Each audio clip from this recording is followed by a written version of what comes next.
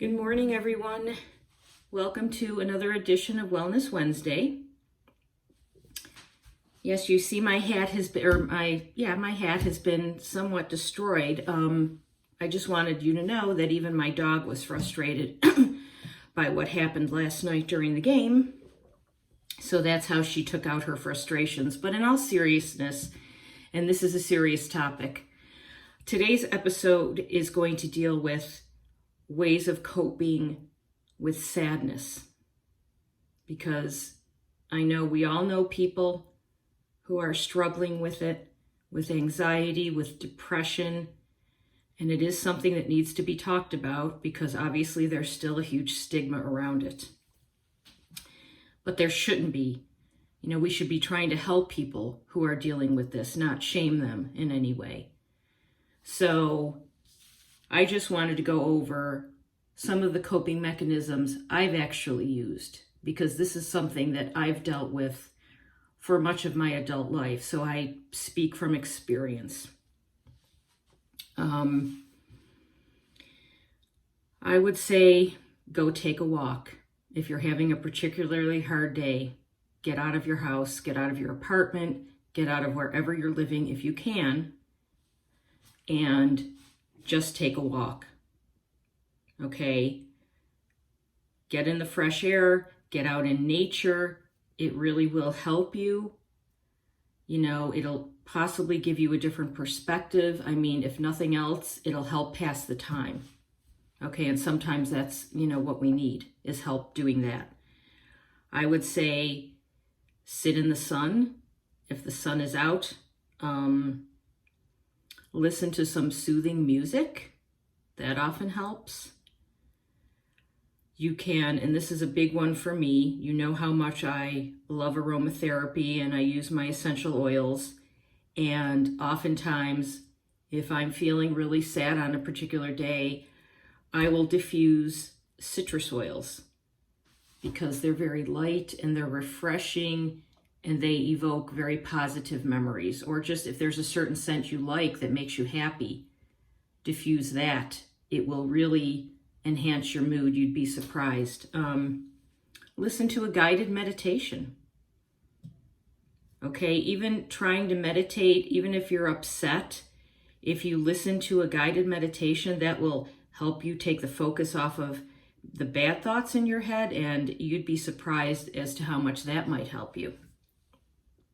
Do something creative. Okay, art therapy is huge in dealing with depression and anxiety, and I know a lot of programs incorporate art therapy in their curriculum. So buy an adult coloring book, buy a kid's coloring book. It doesn't have to be an adult one, okay? Anything. Cut pictures out of magazines and do a collage. Just something creative will really help to make you feel like you've accomplished something, even if it's small. That's okay. It doesn't have to be something huge, but that will definitely help you. Be around other people, and this is a big one.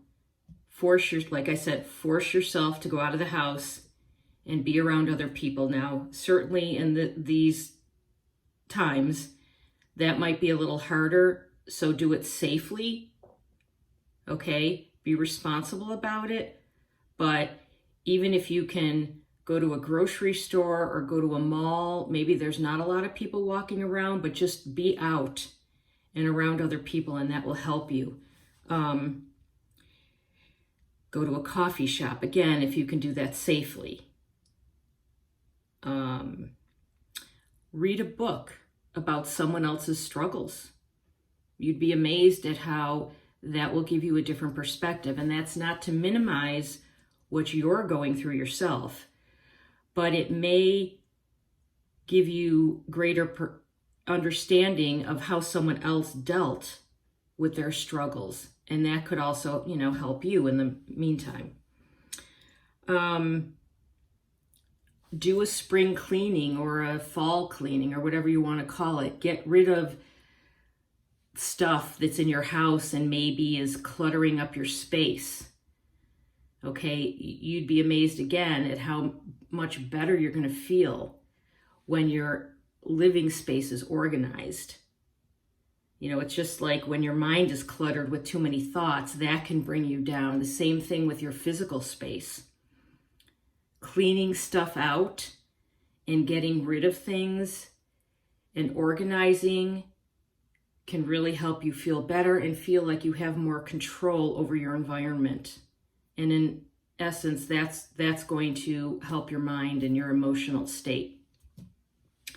And I know this is out there, but I can't emphasize this one enough because it helped me through a very difficult time in my life. And it's study Buddhism.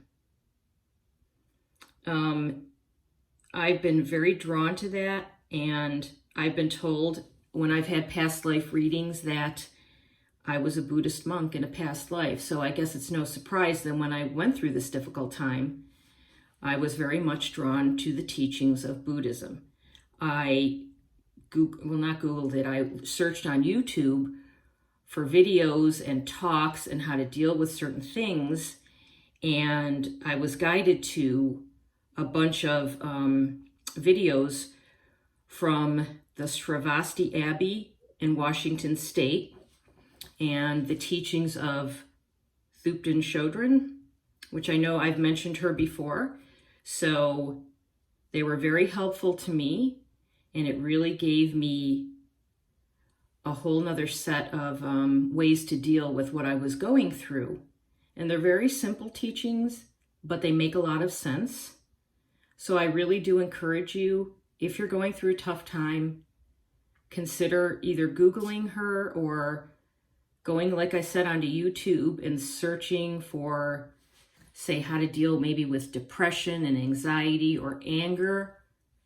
And you're going to come up with just a large number of videos that I encourage you to watch, and it really is going to help you. It helped me tremendously. So that's basically it. I just wanted to give you some coping mechanisms that I've used, and pretty much I've used all of these. And all I can say, if you know someone who's dealing with depression or anxiety, is if you don't understand why they're going through that, don't shame them for it. Don't tell them to snap out of it. I know some people get very angry when they know a person who's going through this, and they say, well, this person has so much to be thankful for, and how could they do this to their family? And it's not as, the person is not purposely doing something to hurt their family or their friends. And that's not helpful. I mean, to have those attitudes, it's not helpful.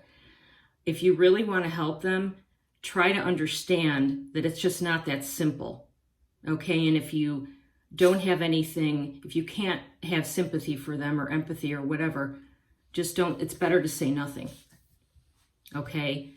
So I think there's a lot of misunderstandings about anxiety and depression, and so I encourage you, if you know and love somebody who's dealing with it, educate yourself and maybe suggest other coping mechanisms that you might discover. That's going to be more helpful to them. So I know this was kind of a heavier topic, but I think it was something that was necessary and needed to be addressed. So I hope everybody has a great rest of your day. I'm going to spend the rest of my morning doing some readings for clients. So I love you all, and I'll see you next week.